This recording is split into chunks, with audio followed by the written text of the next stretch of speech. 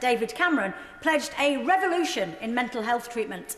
At that time, I was working as a lecturer at Bradford College and would regularly find myself supporting students who were struggling with anxiety, depression, and in some of the worst cases, attempts at taking their own lives. I knew then that services for children and young people who were struggling with their mental health were failing to meet their needs.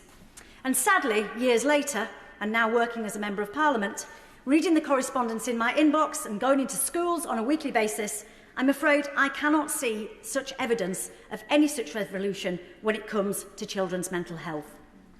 I would, of course, be remiss not to acknowledge the impact of COVID-19 on mental health over the last 2 years. However, as the excellent mental health charity Young Minds stated in November last year, the crisis in young people's mental health predates the pandemic. Indeed, in 2017, suicide was the most common cause of death for both boys and girls aged between 5 and 19. And research from UCL found that in 2018-19, almost a quarter of 17-year-olds had self-harmed in the previous year. Young Minds also highlight the clear inequalities when it comes to children and young people's mental health, with higher rates of mental health problems among young women, LGBTQ+ young people with autism and young carers, alongside clear links between mental health and experiencing racism and discrimination, and mental health and financial insecurity. So we clearly have a problem. And whilst I welcome the acknowledgement from the Children's Commissioner for England this week that progress has been made to reduce the gap between the number of children with an emerging mental health need and the support available, this is no revolution.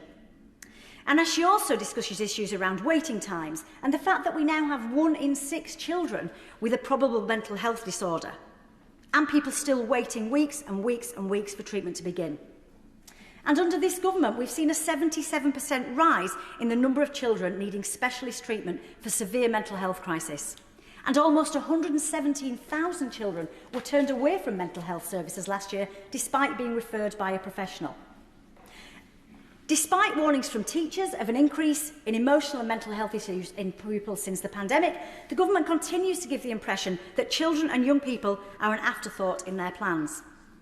So I wholeheartedly welcome the opportunity to have this important debate today, and I sincerely hope that ministers opposite use it as a chance to address this unacceptable crisis facing far too many young people and families across our country. Because we do need a revolution in mental health, prevention, early intervention and treatment, and it needs to start today.